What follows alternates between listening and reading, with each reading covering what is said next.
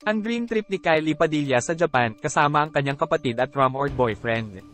Natupad ang pangarap ni Kylie Padilla, ang kapuso actress, sa pagbisita sa Japan kasama ang kanyang kapatid at isang rumored boyfriend. Sa kanyang paglalakbay, dinalugad niya ang The Making of Harry Potter attraction sa Warner Brothers Studio Tour sa Tokyo. Sa mga larawang ibinahagi niya sa Instagram ay napunan ng kanyang kagalakan at pakikipagsapalaran sa nakakabighani na bansang ito. Sa isa pang post, ibinahagi ni Kylie ang mga candid shots na may caption na, "Through his lens." Ang misteryosong lalaking kasama niya ay nagbunsod ng curiosity sa mga social media users. Bagamat hindi pa siya pinangalanan ng babae, sa mga nakaraang sightings at post ay nagsasabing baka siya ang tattoo artist na si Gino John Simon.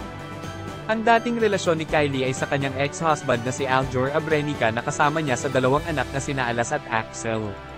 Ang Japan, na may mayamang kultura, mga nakamamanghang tanawin, at masiglang lungsod, ay patuloy na bumibihag sa mga manlalakbay tulad ni Kylie. Kaya naman hindi katakataka na inalis niya ito sa kanyang bucket list.